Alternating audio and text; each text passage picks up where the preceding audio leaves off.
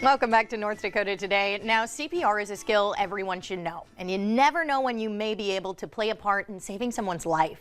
And here to tell us more about the importance of CPR is Christy Engelson. Good morning. Good morning. Well, thank you for coming on today. I'm excited to learn more. Yeah, I'm excited too. All right. Well, obviously knowing CPR is a solid skill. What are some of the other importances of it?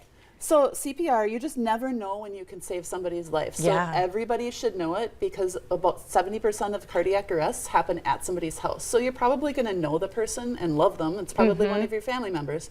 And so knowing how to do CPR before emergency services get there is super, super important in saving their life. Absolutely. And let's get to it. Let's see. So the first thing we're going to do is come down and we're going to ask the person, hey, are you okay? Are you okay?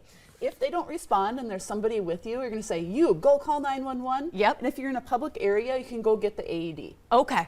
So the next thing you're going to do is come down here and you're going to see if they're breathing. You can kind of tilt their head back and see if they're breathing at all. Yeah. If they are breathing, then we're going to leave them alone because if they're breathing, they probably have a heartbeat too. But if they're not breathing, their heart's probably not beating. So then we need to start CPR. The place to do it is right between the nipple line, right in the center of the chest. And you're going to take the heel of your hand and kind of grab it with your other hand, and you're going to push really hard. It's about 2 inches down, and you're going to go to the beat of the song Staying Alive. Okay. Not going to sing for you, but that's about the beat. So we're going to go. I'm keeping track of the song in my head.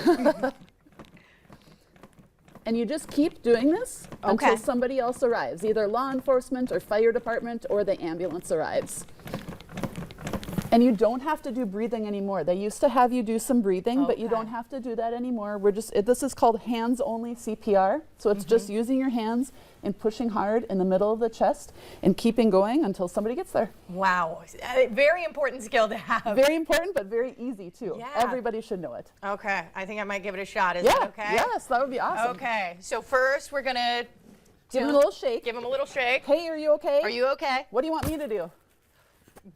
Call 911. Okay, I'll go call 911. Okay, and you get an AED? Yep, I'll go get an AED too. Sweet. Okay, now I'm going to check if they're breathing. Is he breathing? No. All right, then we need CPR.